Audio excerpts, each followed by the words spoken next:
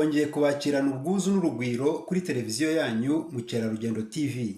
Ni iby'agaciro gakomeye kubana namwe. Icyifuzo cyacu nuko twakomezanya kandi dufatanyije tuzagera kuri byinshi byiza. Mu mezi make ashize twababwiye uko radiyo Ijwi rya Amerika yahagaze kuvuga ku isi yose biturutse ku iteka rya Perezida wa Leta Zunze Ubumwe za Amerika Donald Trump ryasohotse ku itariki ya 14 Werurwe uyu mwaka. Uwo mwanzuro wavuzweho byinshi bitandukanye, bamwe bakawushyigikira abandi bakawunenga. Ababihombeyemo kurusha abandi ni amamiliyoni y'abantu ku isi yose bahuye n'umwuma wo kubura amakuru bari baramenyerejwe, ariko by'umwihariko abashaririwe n'iryo teka rya Donald Trump ni abahoze ari abakozi ba VOA bisanze nta kazi. Twabibutsa ko uyu mwanzuro ukakaye ufitanye isano n'itangazamakuru ari umwe mu yindi myinshi yafashwe binyuze mu mugambi wiswe Doge wo kugabanya amafaranga iki gihugu cy'igihangange ku isi gisanzwe gisohora. Igitangaje ni uko umucurabwenge mukuru w'ibyo byemezo byo gukata inkunga z'amafaranga, umuherwe Elon Musk, atakiri kumwe na Donald Trump. Aba bombi bisanze muri gatanya nyuma y'amezi make bafatanyije kubyina intsinzi y'amatora yahaye ububasha Donald Trump bwo kwicara ku ntebe nkuru yo mu nzu y'umweru muri manda ya kabiri. Iri fungwa rya radiyo VOA mu mashami yose ayigize ntabwo ari ryo ryatuzinduye, kuko ibi byamaze guhinduka nk'amateka. Ahubwo muri aka kanya tugiye kubatekerereza ibirebana n'indi radiyo y'igikomerezwa ku isi ariyo BBC y'Abongereza, nayo igiye gukora impinduka z'amateka. Izi mpinduka zizagera no ku ishami ry'indimi z'Ikirundi n'Ikinyarwanda z'iyi radiyo isanzwe ivugira i Londres mu murwa mukuru w'Ubwongereza. BBC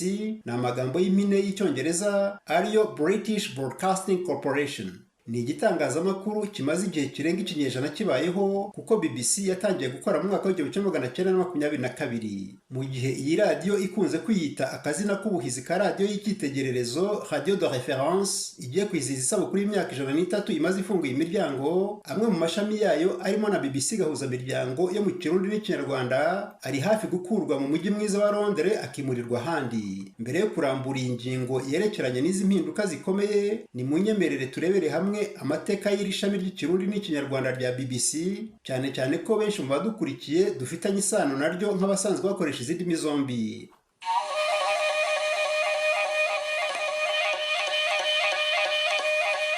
Aka kirongi abenshi muri mwe mukunda gukurikira radiyo muri rusange n'amakuru by'umwihariko hari ikintu kabibutsa.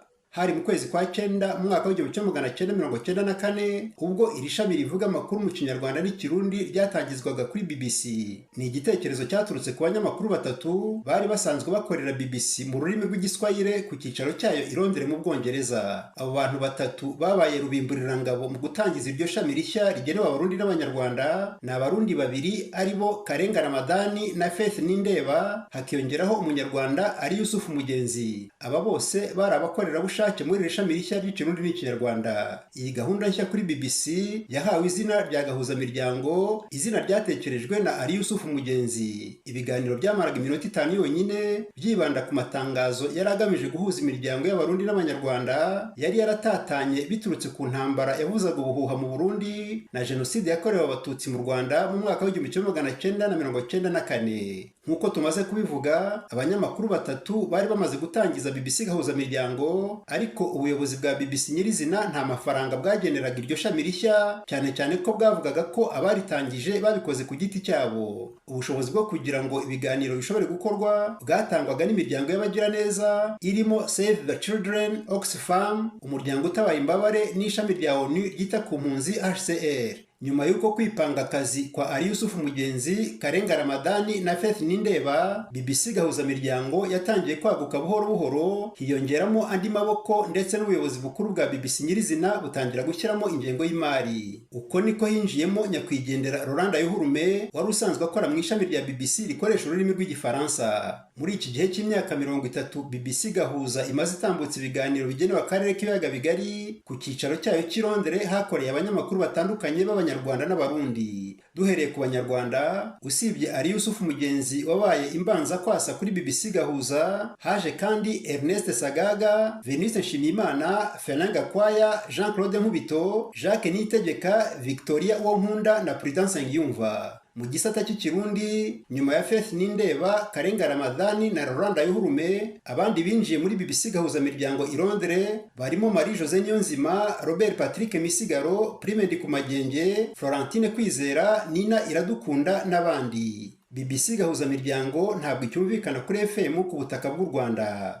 Abenshi mu bayikurikira bifashisha imirongo migufi onde courte cyangwa ubuhanga bwa murandasi. No mu Burundi niko byari bimeze, ariko mu mezi make ashize leta y'icyo gihugu yongeye guha BBC gahuzamiryango uburenganzira bwo kongera gutangaza ibiganiro byayo kuri FM.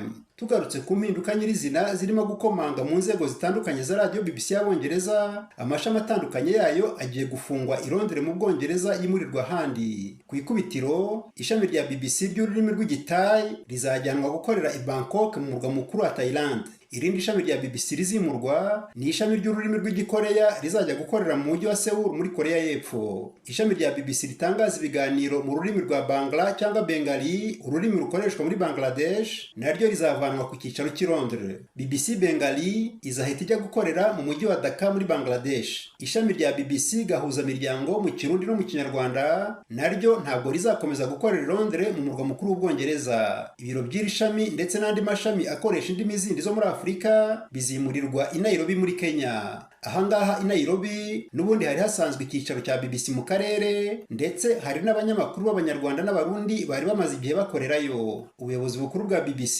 butangaza ko uyu mugambi wo guhindura ibyicaro by'amashami menshi yayo uri muri gahunda ndende yo kuvugurura imikorere, hibandwa cyane ku gutunganya amakuru hifashishijwe ikoranabuhanga rya mudasobwa digital content. Abanyamakuru benshi ba BBC bari basanzwe bakorera i Londres bagomba kuhava bakegerezwa uturere turebana n'indimi zikoreshwa mu mashami yabo. Hari kandi n'abazatakaza akazi bigendanye no kugabanya abakozi, kuko n'ubundi ikigamijwe ari ukugabanya ingengo y'imari yari isanzwe ikoreshwa.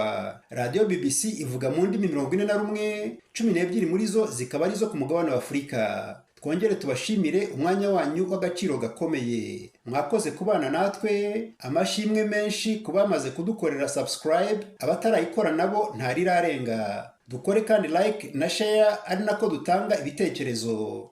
Iyi ni Mukerarugendo TV, mwari kumwe na Jean Claude Munyandinda.